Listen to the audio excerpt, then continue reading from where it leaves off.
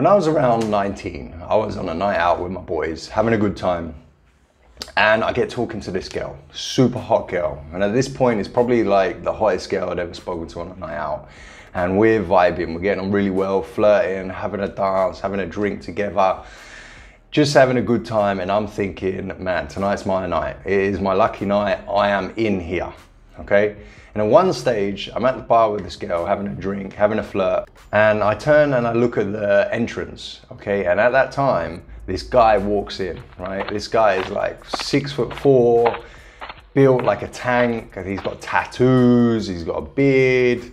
You know, it just looks like that hyper masculine dude. And I remember the thought I had, clear as day now, okay? I remember the thought, and that was, man, I hope this girl I'm talking to doesn't talk to that guy. Because I knew that if he tries it on, that's it, I'm probably game over, right? So at one stage, I go to the toilet, and I'm in there a little while, and when I come back out, guess what's happened? Yeah, that's right, he's talking to her, okay? And I'm right there and then I thought, oh shit, I'm in trouble now. So I walk up over to her to try and initiate, you know, the conversation again and continue where we left off. And as she's in conversation with this guy, she looks at me, I'm standing next to her, she looks at me and just looks back at him and continues the conversation with him like I didn't exist, like she doesn't even know me. Right there, guys, I was devastated. I knew there and then it was over, and then this guy just took over, right? And so that always stayed with me, you know, and that image of that guy, right? I couldn't compete with that guy. He was older than me at the time as well. And that moment always stayed with me. And I wasn't really jealous of the guy. I didn't hate on the guy at all. In fact, actually, I admired him, right? The guy come in, took the best looking girl in the club from a guy, didn't even have to try, just looked the part. And I remember thinking, man, that's like a proper masculine guy. Maybe one day I'll be like that dude. But fast forward now, and the hypermasculine thing is not really me, it's not really who I want to be. But the hypermasculine character has increased in popularity over the last couple of years, especially ever since COVID happened. And I'm gonna go a little bit conspiracy head here, but the powers that be, the ones that control the mainstream narrative, ever since COVID happened, they've accelerated their journey and their attempt at full control of the population. And one of the ways to do that is you demasculate men, you emasculate men, okay? And if you emasculate men, you have men that are much easier to control, and society at large is much easier to control. That's the short end of the stick right there. That's the short end of my opinion on that. And obviously when that happens, you're gonna get a certain percentage of the population that is gonna have a backlash.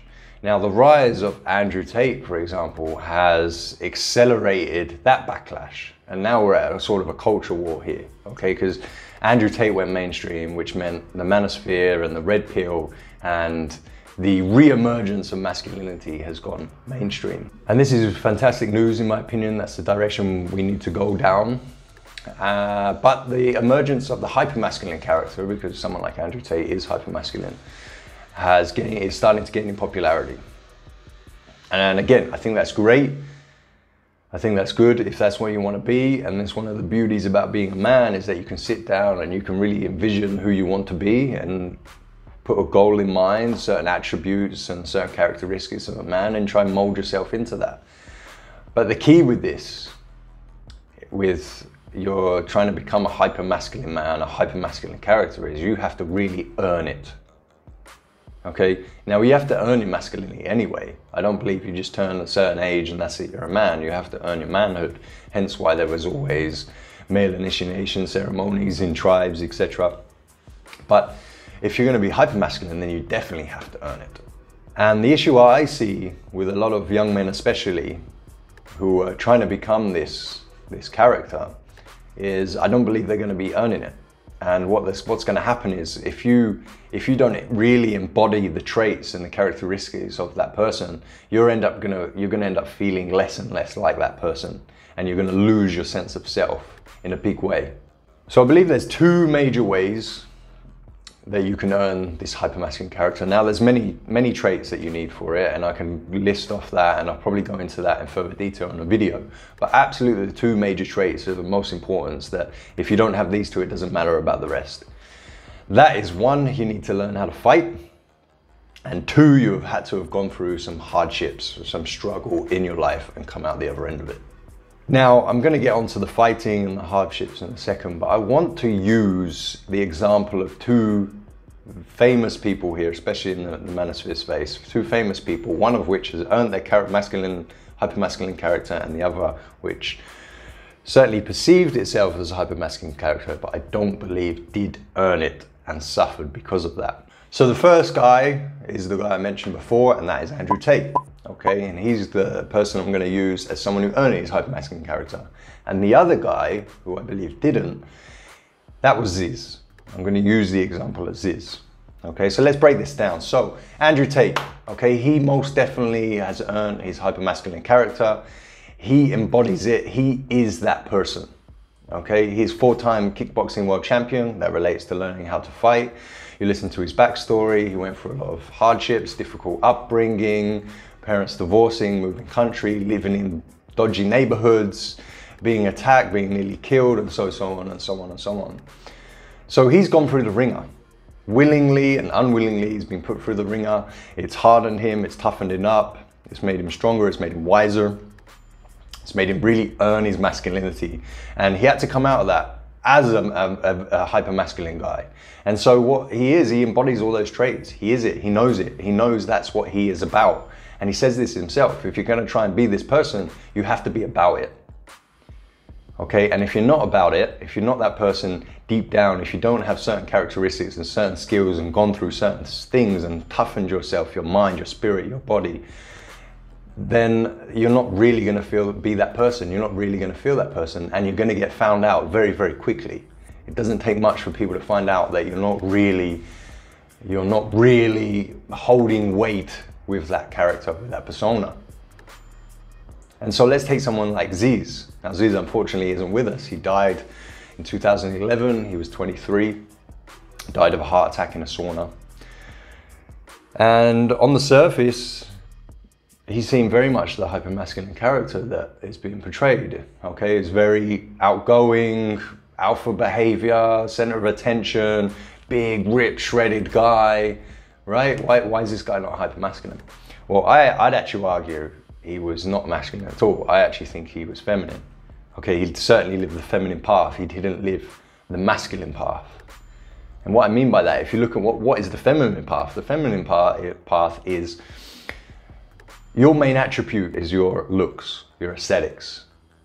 And often women, to accentuate that, to play into that, they cut corners and they fake it, right?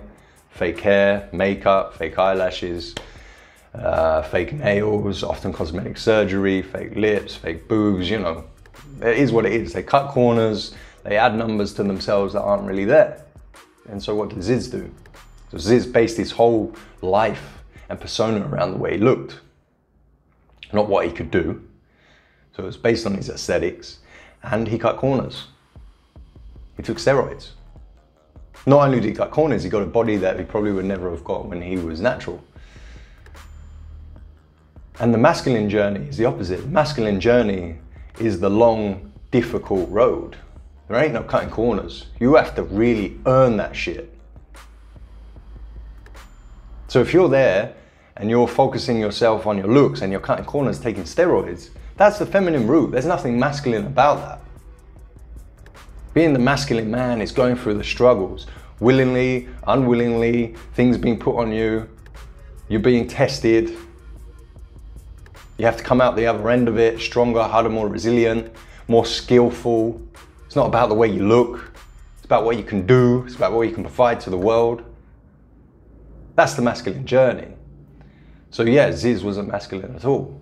And you look into his story, at one point, he even said, like, I can't even leave the house anymore. I can't bring myself to talk to people, because he got a lot of attention. A lot of people would come up to him and ask for photos and whatnot, and he couldn't do it.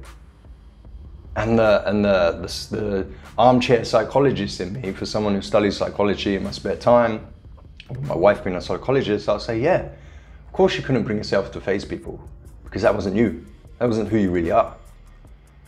And so there's an internal battle going on, who you really are, who you know that isn't that person, and this persona you're trying to put out to the world, and it's at conflict with each other. And that internal conflict gets too much. And so that's my worry for some of these guys who are out there and trying to be this hyper-masculine character, hyper-masculine man. But they're not going through the struggles. And maybe you've had a comfortable life up until now, but so seek out the challenges, and you can do it in many ways, right? Go run an ultra marathon, go climb a mountain, right? Go learn to fight. That is so important. Can't call yourself hyper-masculine guy if you walk in a room and you're scared to fight. You got to walk in a room and be assured and confident in your abilities that you could take out any guy, any threat to you. The confidence that gives you is huge.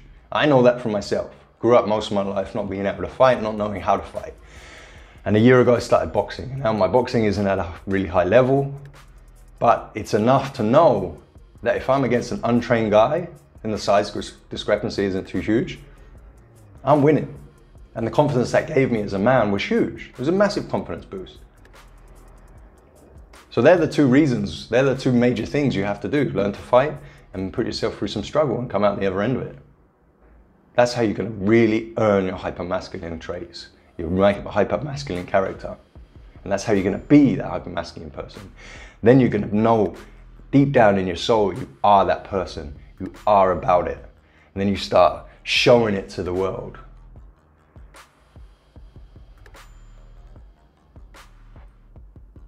So if that's what you want to be, that's what you got to do. Good luck on that journey, guys.